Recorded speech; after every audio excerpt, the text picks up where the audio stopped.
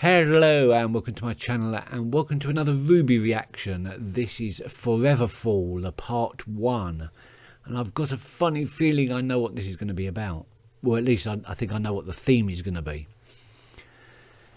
In the last episode we had Jaune being bullied by Cardin Winchester.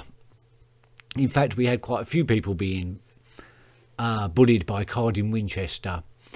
In fact, his whole gang, his whole group, the team Cardinal, there was the clue. Team Cardinal all seemed to be sort of bullies. I don't know. Anyway, yeah, Cardinal Winchester as his character inspiration wasn't too difficult, was it? I know I was actually told that, but to be quite honest, I don't believe that it would have taken me too much uncovering to work that one out. A little bit more obscure for me was Professor Bartholomew Oobleck's character inspiration, which turned out to be from a Dr. Seuss book, Bartholomew and the Oobleck. And the Oobleck is supposed to be this sort of semi-gelatinous life force type thing. I don't know. I don't read Dr. Seuss. I never read Dr. Seuss. I don't believe he's that big in the United Kingdom as he is in America, so that's all I can. That's the only reason I can think. And there was Velvet, who was also bullied by Cardin Winchester, and I know we didn't get her name. I was told her name, Velvet, because she was designed to be just a throwaway character and they brought her back. So at this stage I don't really know what her character inspiration is. I know about the Velveteen Rabbit as a very famous children's book written in the 20s, which I suppose was part of the inspiration.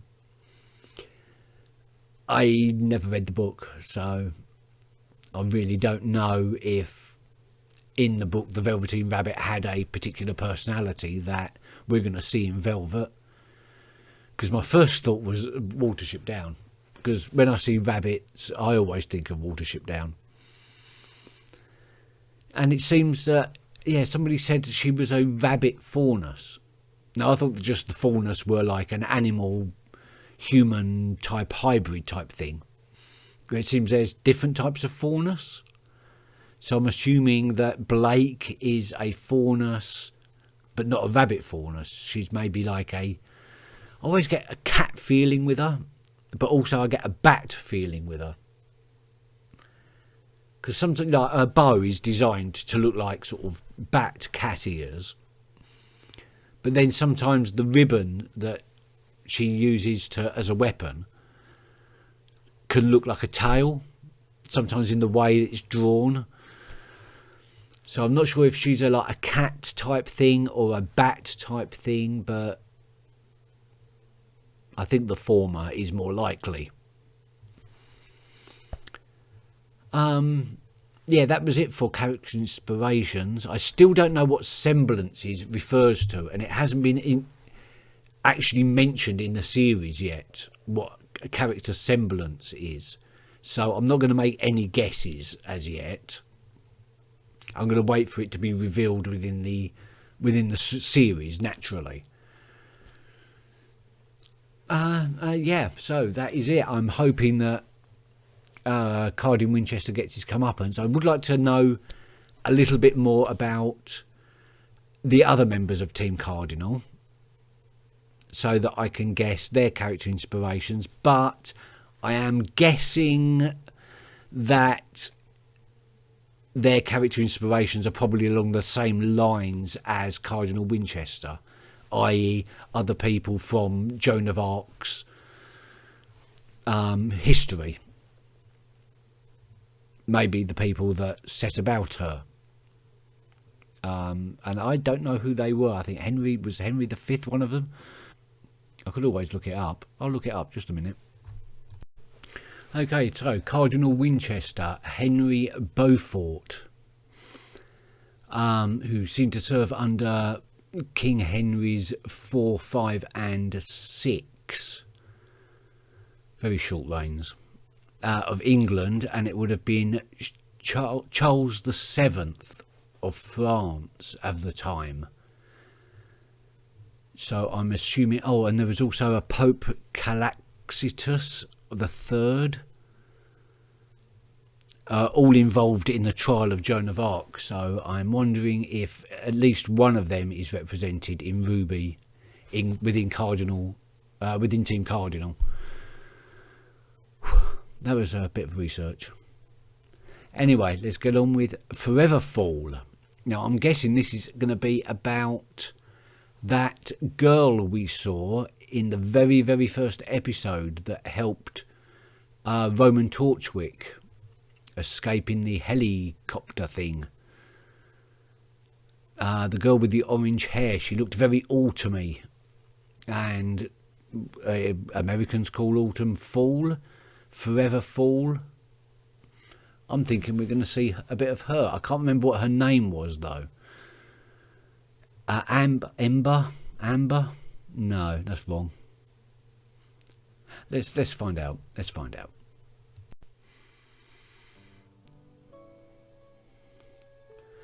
Aha!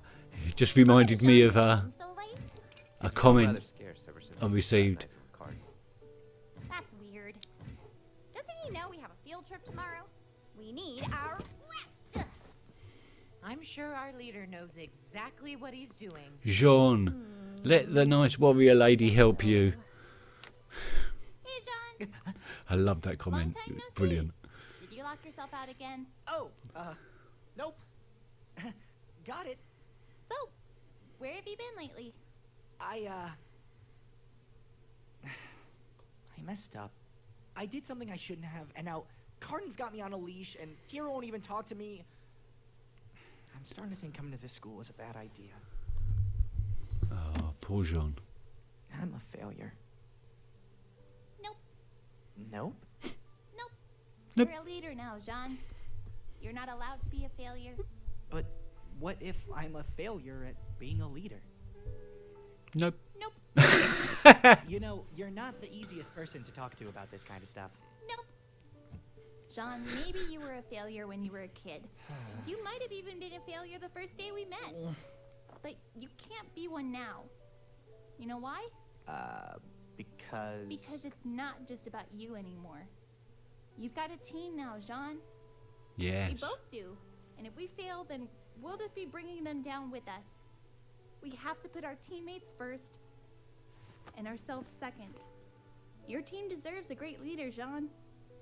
And I think that can be you. Have a good night, Jaune. No, Jaune.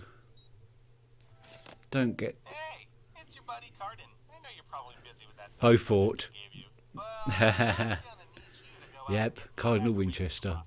and make sure they've got some really The Cardinal big of stingers. Winchester. It's important, so don't screw this up.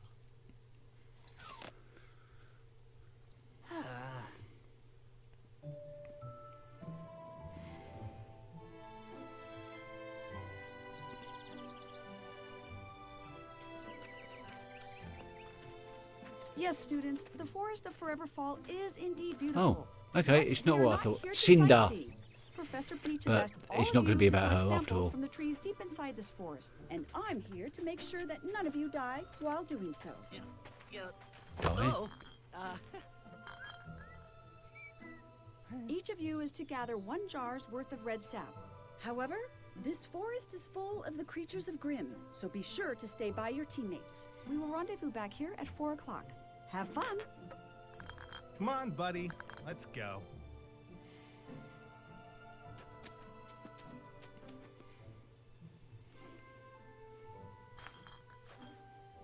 Oh dear. Yeah, I feel your frustration there, Pyrrha.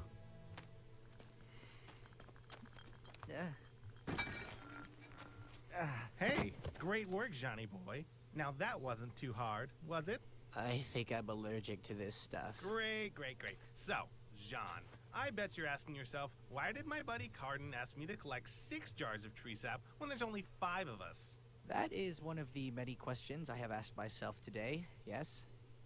Well, come with me and you'll find out. Oh. There's just going to be dicks to him, aren't they? Or dicks to somebody.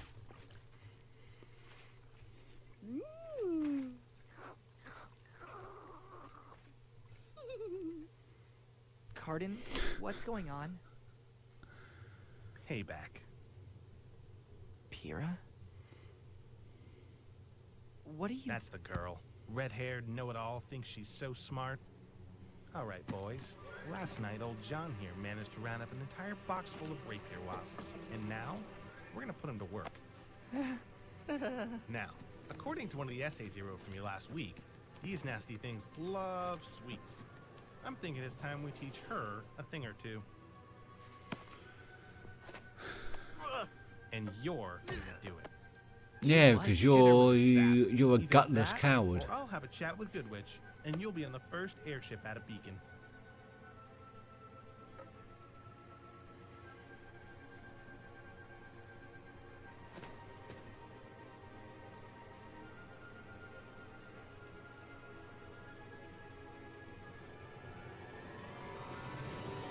No. What did you say? I said... No! Yay! Good. Oh, you've done it now.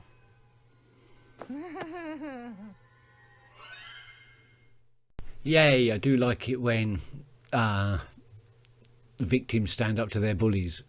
And Jaune has stood up to Cardin.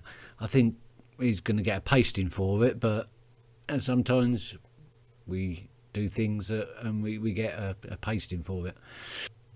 Hopefully Jaune can become like his character inspiration and, you know, the brave and courageous leader that Joan of Arc actually was in real life.